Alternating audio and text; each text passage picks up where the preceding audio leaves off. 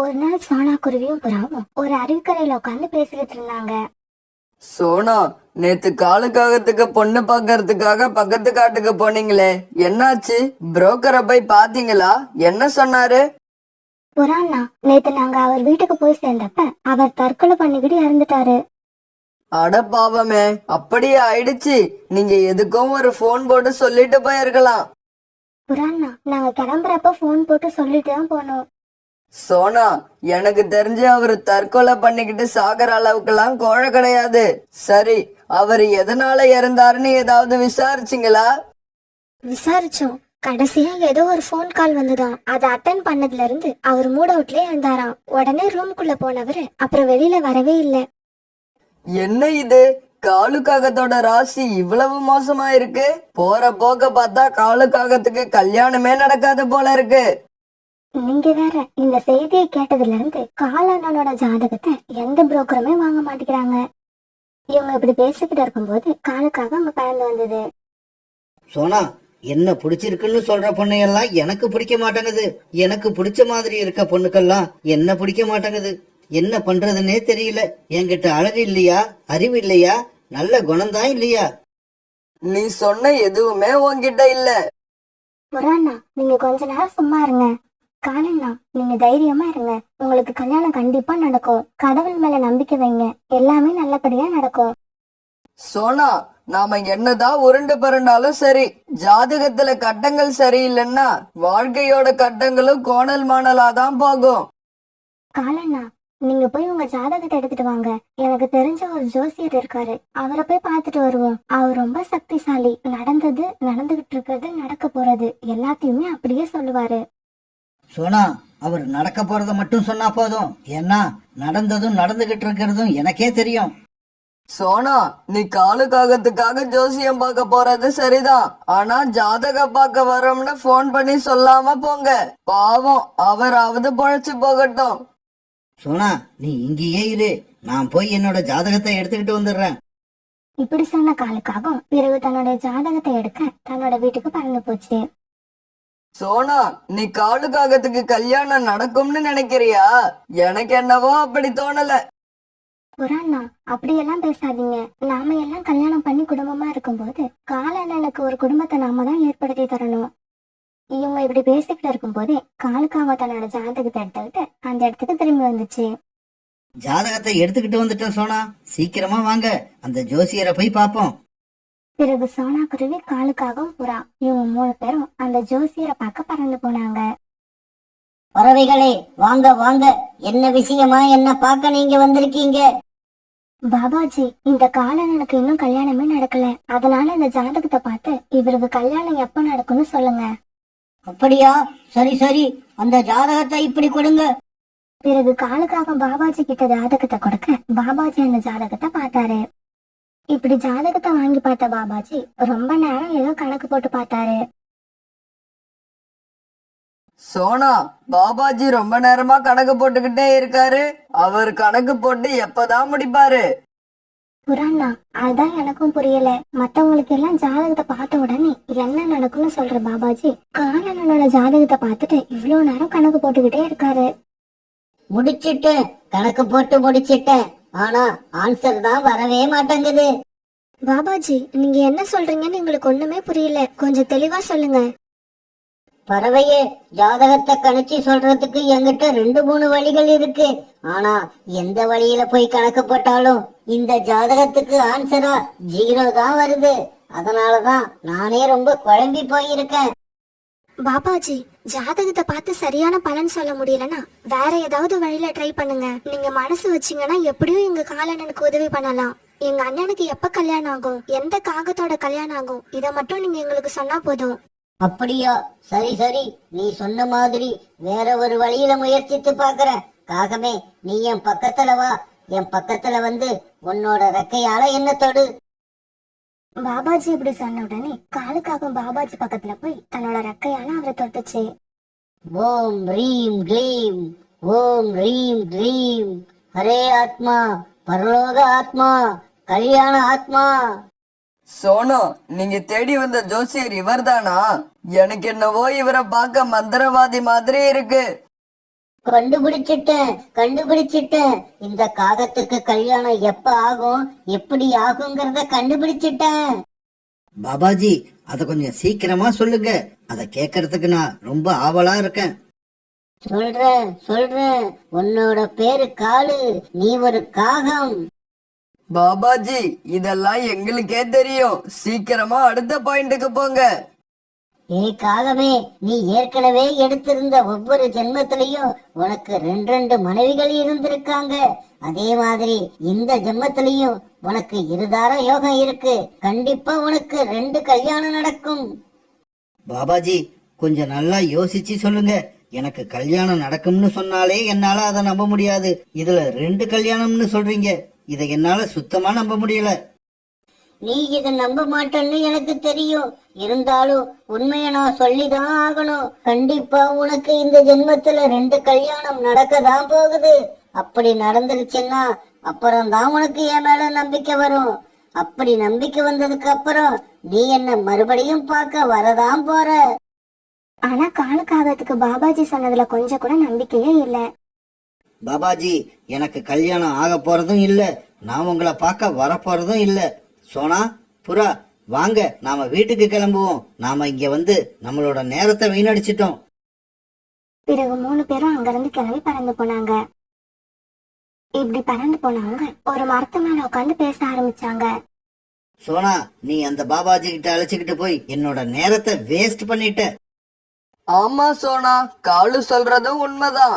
காலுவோட முகத்துக்கு ஒரு கல்யாணம் நடக்கிறதே பெரிய விஷயம். இதுல 2 கல்யாணம் நடக்கும்னு சொல்றதை எப்படி நாம ஏத்துக்க முடியும்? காலன்னா புறாண்ணா, நீங்க 2 பேரும் நான் இப்படி சொல்றேன்னு தப்பா நினைக்காதீங்க. பாபாஜி மேல எனக்கு ரொம்ப நம்பிக்கை இருக்கு. அவர் சொல்லி இது வரைக்கும் எதுவுமே நடக்காம போனதே கிடையாது. அதனால அவர் இப்ப சொன்னதும் நடக்கதான் போகுது. சோனா, அப்ப நீ என்ன சொல்ற? காலுவுக்கு 2 கல்யாணம் நடக்க போகுதுன்னு சொல்றியா? அதெல்லாம் எனக்கு தெரியாது புறாண்ணா. ஆனா பாபாஜி மேல எனக்கு ரொம்ப நம்பிக்கை இருக்கு. அவர் சொல்றது அத்தனையும் உண்மை. இப்படி பேசிக்கிட்டே 3 பேரும் பிறகு அங்கிருந்து கிளம்பி தங்களோட வீட்டுக்கு பறந்து போனாங்க. இப்படியே சில நாட்கள் நகர்ந்துச்சு. ஒரு நாள் காலுக்காக நதிக்கரைக்கு பறந்து வந்து தண்ணீர் குடிச்சது.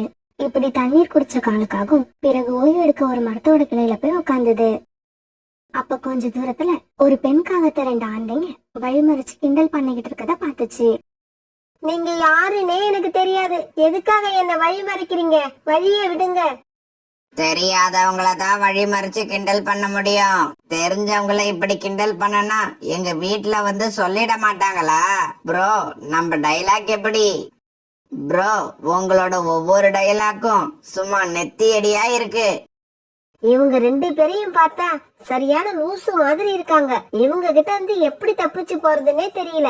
சரி நாம அழுகுற மாதிரி நடிப்போம். அப்படி நாம நடிச்சா இவங்க பயந்து ஓடனாலும் ஓடிடுவாங்க. இங்க பாருங்க, தயவு செய்து என்ன போக விடுங்க. எனக்கு ரொம்ப பயமா இருக்கு. எனக்கு இப்படி அறிமுகம் இல்லாத ஆண் பறவைகள் கிட்ட பேசி பழக்கமே கிடையாது. நான் போறேன், என்னை விட்டுருங்க. இப்படி சொல்லிட்டு கோரிக்காவை வேகமா அழ ஆரம்பிச்சது.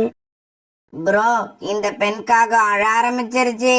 இதை யாராவது பார்த்துட்டு நம்ம வீட்டுல போய் சொல்லிட்டாங்கன்னா பெரிய பிரச்சனை ஆயிடும். ஆமாம் ப்ரோ, வாங்க நாம சீக்கிரமா இந்த இடத்தை விட்டு எஸ்கேப் ஆயிடுவோம். ஆனா கோரிக்காவை இப்படி அழுதுகிட்டு இருந்தத மரத்துல உட்கார்ந்து இருந்த காலுக்காகவும் பாத்துருச்சு.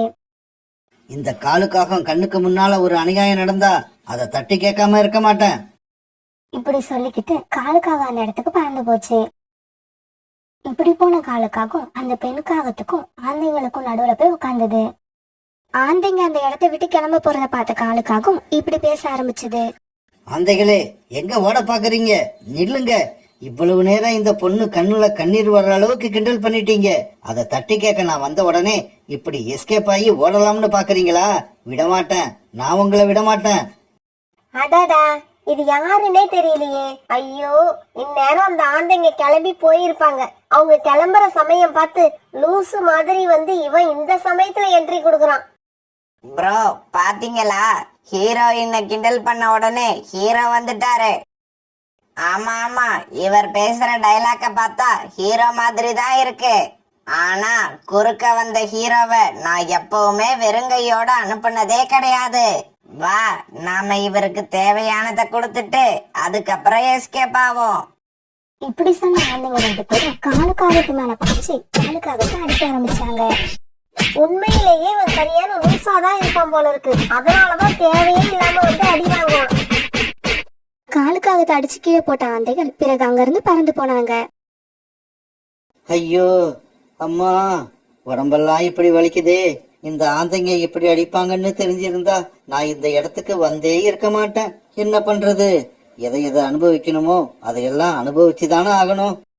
காலுக்காக இப்படி அழுது புலம்புனாலும் கோரிக்காகம் காலுக்காகத்துக்கிட்ட வரவே இல்லை. இதனால காலுக்காகத்துக்கு கோரி மேல கோபம் வந்துருச்சு. ஏமா, உனக்காக தானே அடி வாங்கி இப்படி கீழே விழுந்து கிடக்குறேன். வந்து தூக்கி விடுவோன்னு இல்லாம அங்கேயே நின்னு வேடிக்கை பாக்குற. நான் மட்டும் நல்ல சமயத்துல வரலன்னா உனக்கு என்ன ஆயிருக்கும்னு நீ கொஞ்சமாவது நினைச்சு பாத்தியா? ஐயோ, நீ மட்டும் கொஞ்சம் லேட்டா வந்திருந்தா அந்த ஆந்தைங்க கிளம்பி போயிருப்பாங்க. அந்த ஆந்தைங்க கிளம்பி போற நேரத்துல நீ தான் தேவையில்லாம என்ட்ரி கொடுத்து இப்படி அடி வாங்கி கிடக்குற. அப்படியா செய்தி? அப்படின்னா நம்மளை யாரும் தூக்கி விட மாட்டாங்க. நாமளே தான் எழுந்திருக்கணும்னு நினைக்கிறேன்.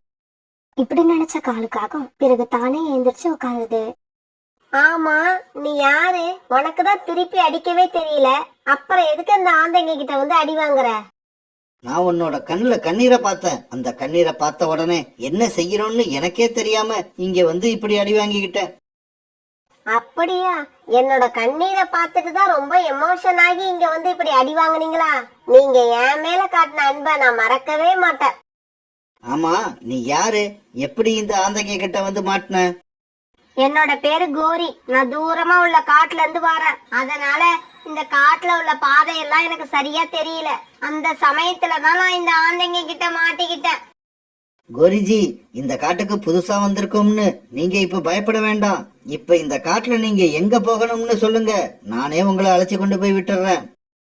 அப்படியா? ரொம்ப நன்றி. எனக்கு இப்ப உங்களோட உதவி தேவைப்படுது. நான் இந்த காட்டுல ஒரு ஆண் காகத்தை சந்திக்கிறதுக்காக வந்தேன். என்னோட மாமா தான் அந்த காகத்தை போய் சந்திக்க சொல்லி என்னை இங்க அனுப்பி வச்சாரு. அப்படியா? அந்த காகத்தை நீங்க எதுக்காக சந்திக்கணும்? அப்புறம் அந்த காகத்தோட பேர் என்ன?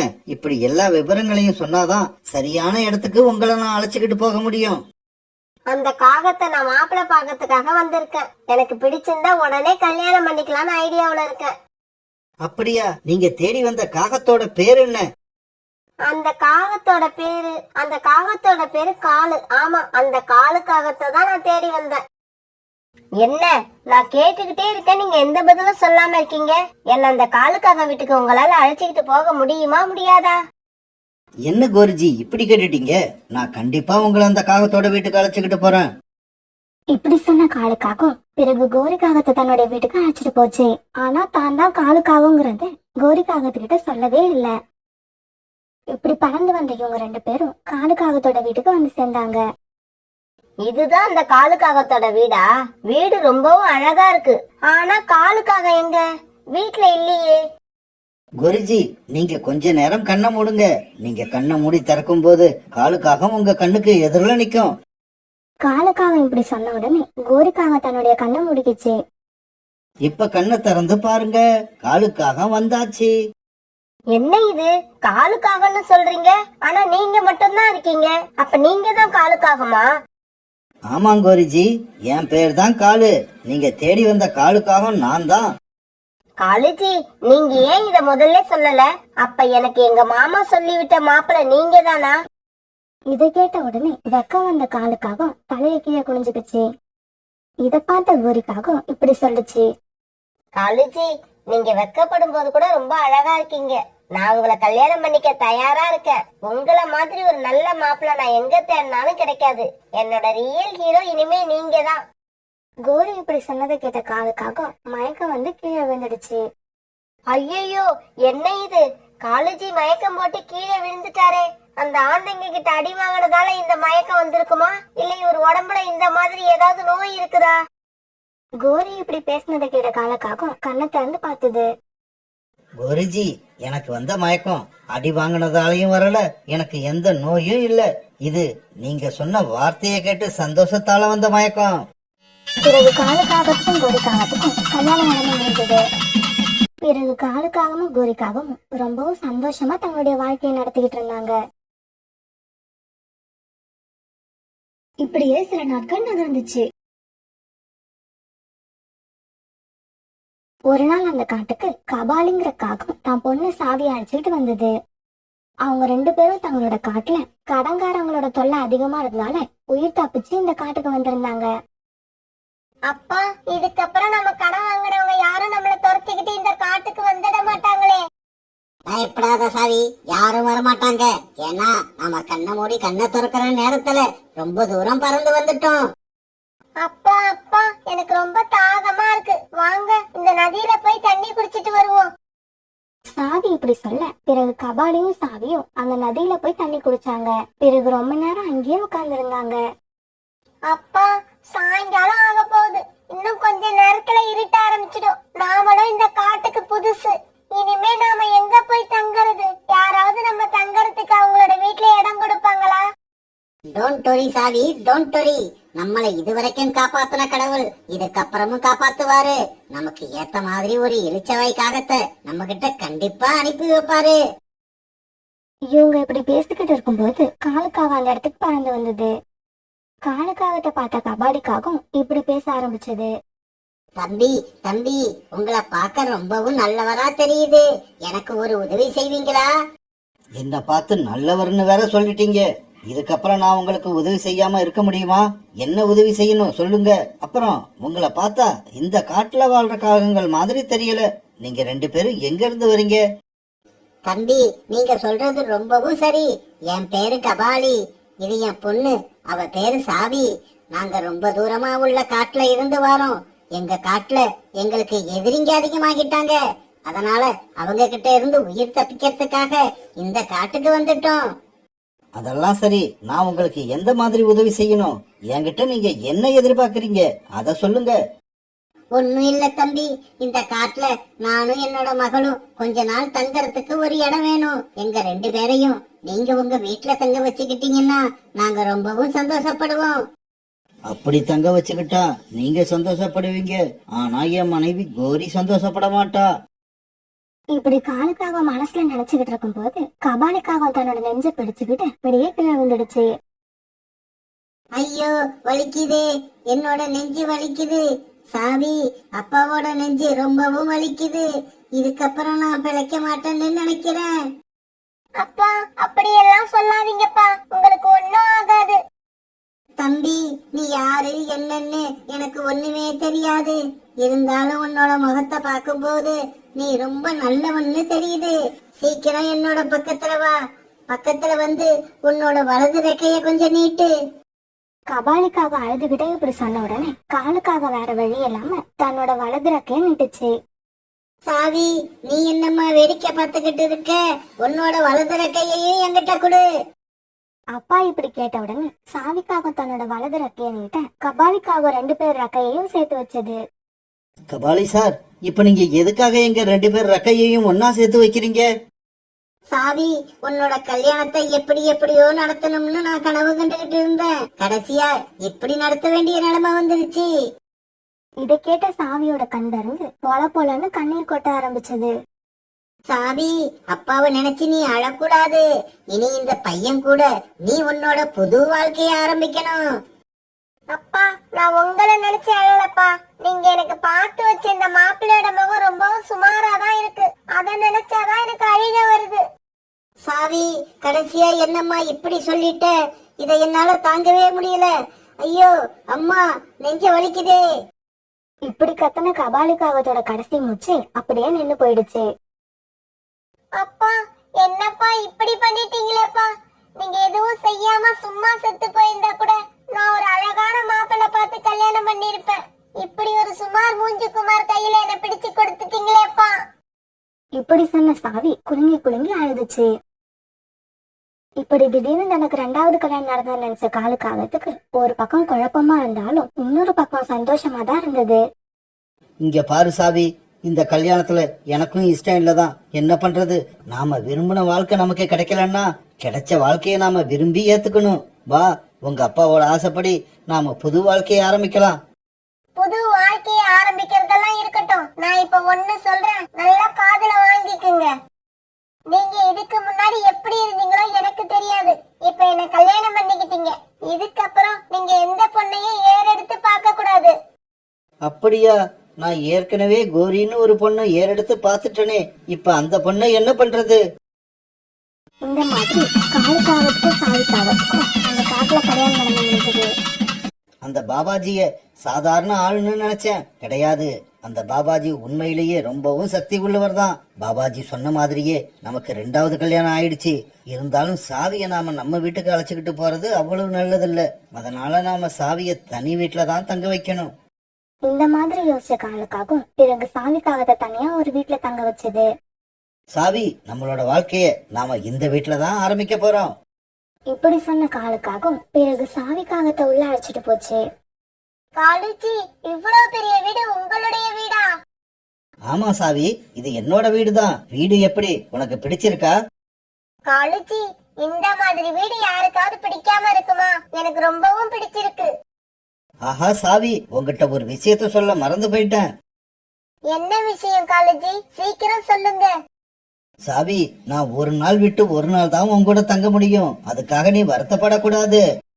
ஏன் காலுஜி, அந்த ஒரு நாள் எங்க போவீங்க? அது வேற ஒண்ணும் இல்ல.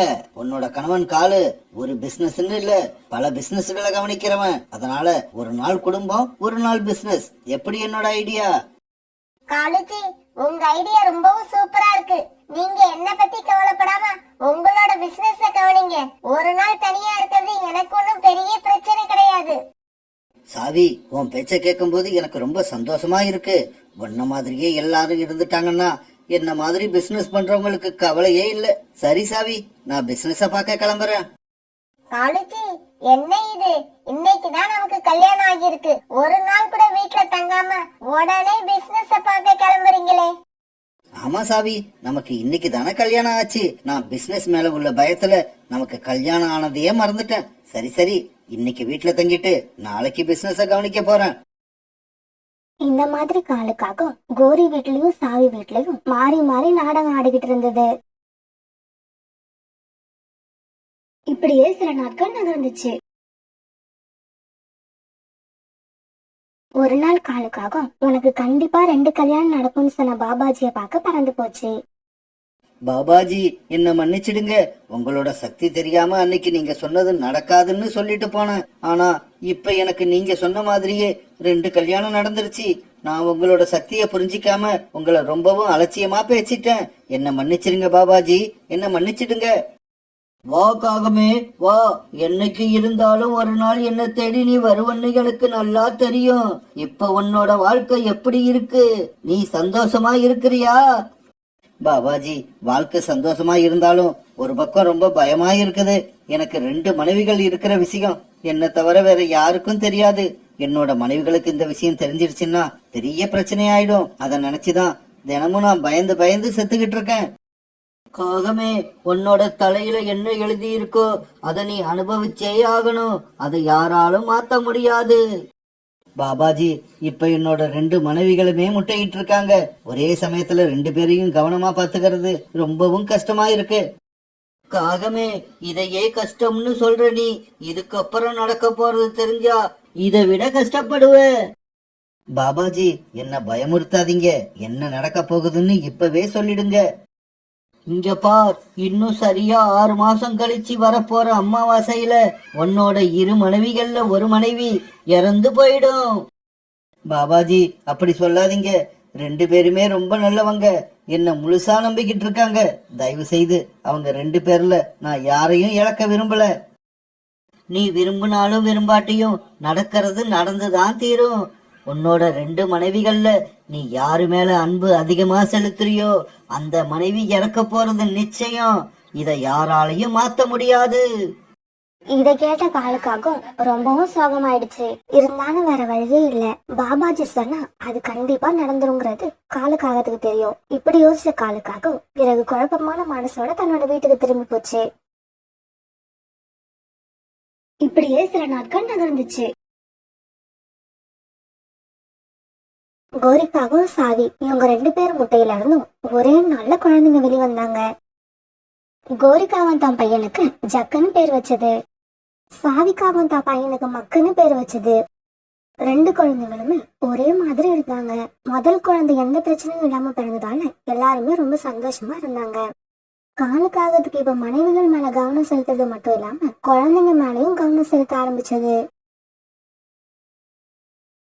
இப்படியே சில நாட்கள் நகர்ந்துச்சு.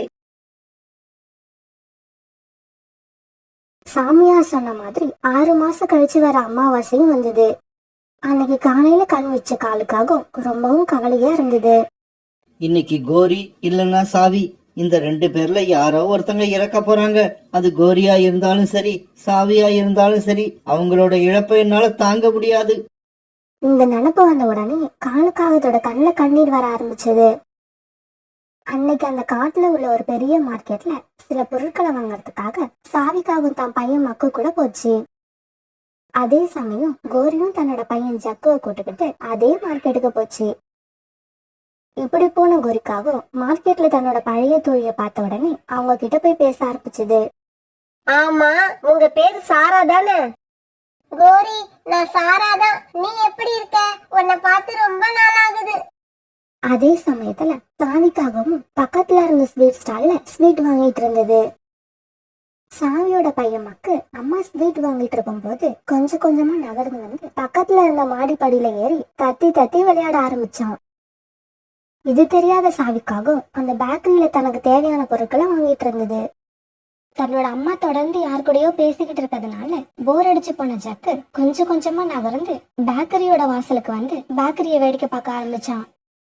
அந்த சமயத்துல பேக்கரியில தனக்கு தேவையான எல்லா ஜாமான்களையும் வாங்கி முடிச்ச சாவிக்காகவும் திரும்பி பாக்குறப்ப மக்கு நின்றுட்டு இருந்த இடத்துல ஜக்கு நின்றுட்டு இருந்தான். அதனால அவனை மக்குன்னு நினைச்ச சாவிக்காகவும் ஜக்கு கிட்ட இப்படி பேச ஆரம்பிச்சது.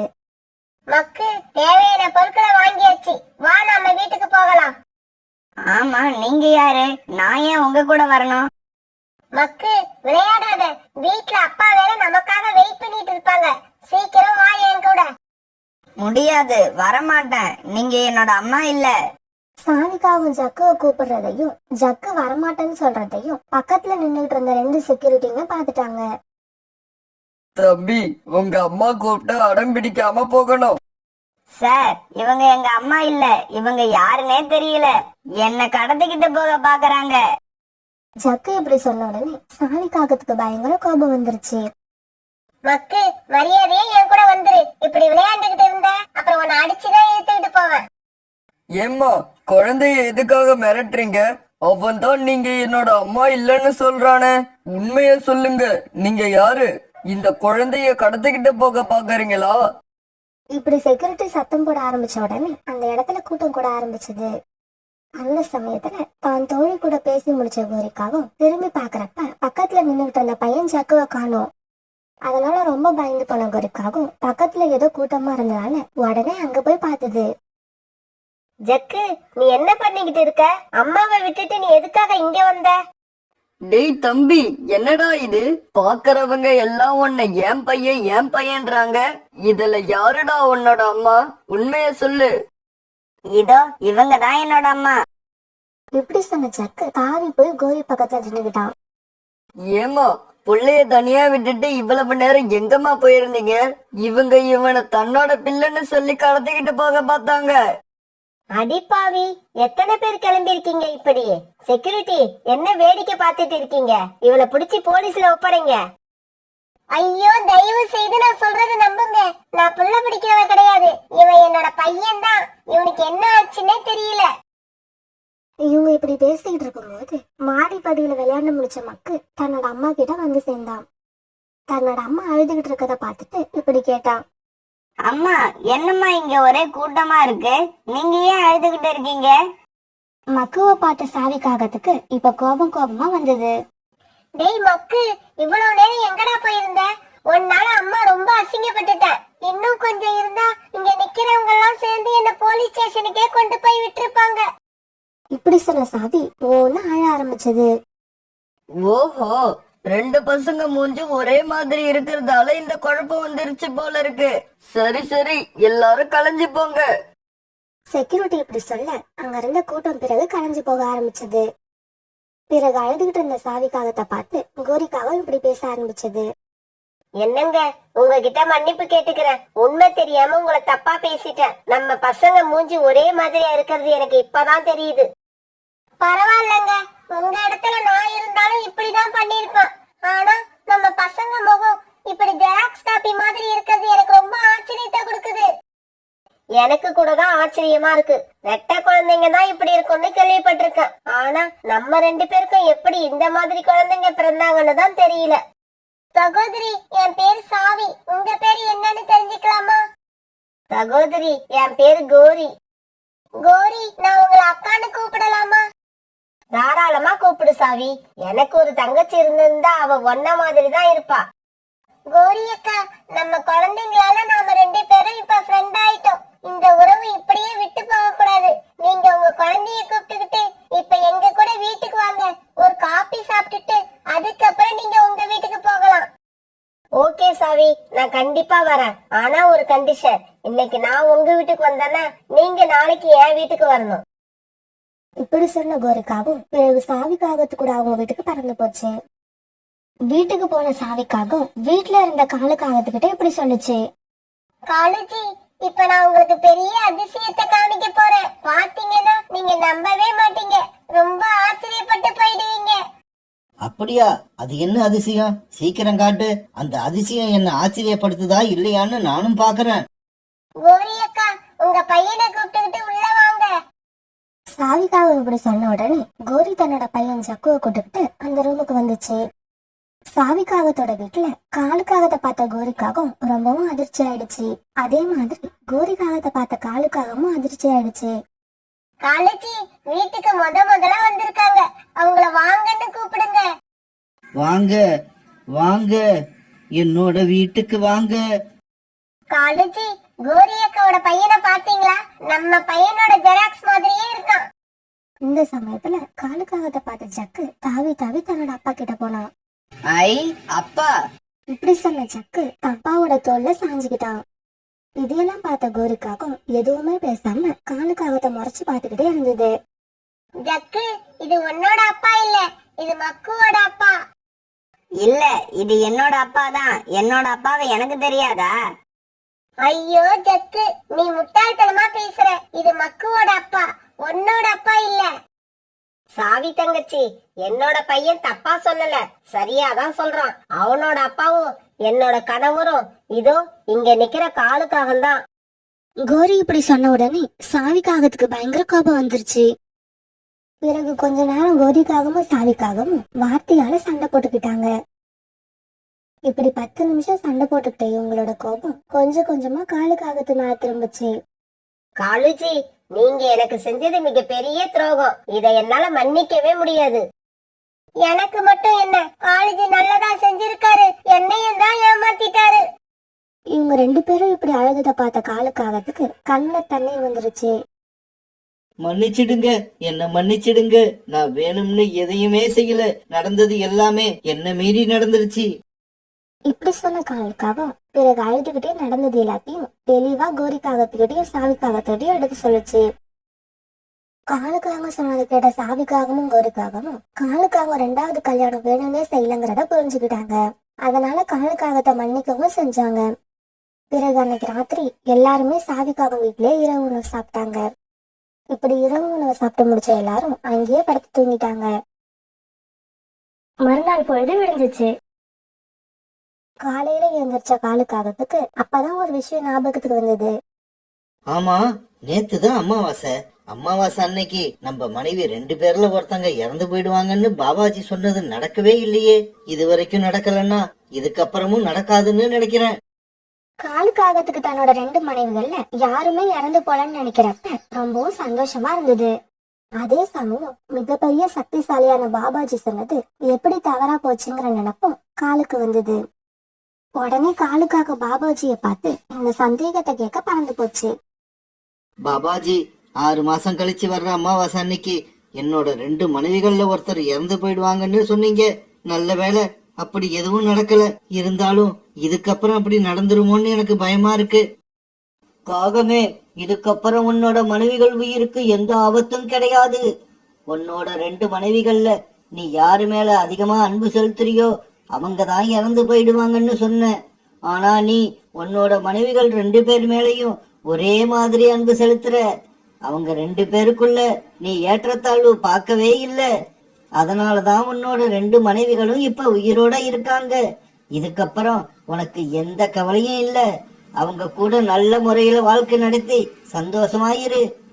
பாபாஜி இப்படி சொல்ல பிறகு காடு காக்கா சந்தோஷமா தன்னோட வீட்டுக்கு பறந்து போச்சு.